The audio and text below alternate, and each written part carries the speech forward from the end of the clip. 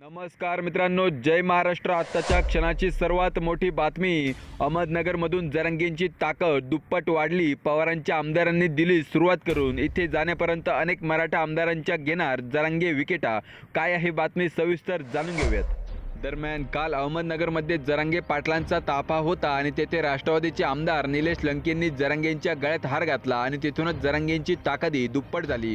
त्यामुळे अहमदनगर सोडला आता पुणे येथे जाता जाता जरांगे पाटील आता अनेक मराठा आमदारांच्या विकेट घेऊन जातील अशी चर्चा सुरू आहे। कारण जरांगेंची सर्वाधिक ताकदी अहमदनगरमधूनच वाढली। नगरमध्ये बरेचसे मराठा आमदार व खासदार देखील आहेत। जरांगे नगरमध्ये धडकले तेव्हा विखे पाटील तेथे येणार हे सर्वांनाच वाटले होते, पण तसे न होता विखे पाटलांनी मोर्चा कडे आपली पाठ फिरवून दिली आणि संपूर्ण नगरमध्ये एकच चर्चा, निवडणुकीत विखे पाटील परत निवडून येणार नाही असा नारा देत जरांगे पाटलांच्या पाठीमागे लाखो समर्थक आरक्षणाच्या मागणीसाठी जिल्हा सोडून दुसऱ्या जिल्ह्यात प्रवेश करत मुंबईकडे जाताना दिसत आहे। त्यामुळे जिथून जरांगे पाटील जात आहे तिथे मात्र मराठा आमदारांची चांगलीच कोंडी झाल्याचे देखील दिसून आले आहे। कारण होणारी गर्दी बघून आणि मुंबईत जरांगे पाटील धडकण्याआधी सरकार लवकरच मराठा आरक्षणावर अंतिम निकाल देऊन वातावरण शांत करण्याच्या तयारीत आहे असा दबाव मराठा आमदार सरकारवर समाजाच्या भीतीमुळे टाकत आहे। हे बाकी जरांगे पाटलांच्या आंदोलनात झालेली गर्दी बघून स्पष्ट झाले हे निश्चितच। तर मित्रांनो, तुम्हाला काय वाटतं, जरांगे पाटील मुंबईत येण्याआधी सरकार मराठा समाजाला आरक्षण देणार की नाही व 2024च्या निवडणुकीत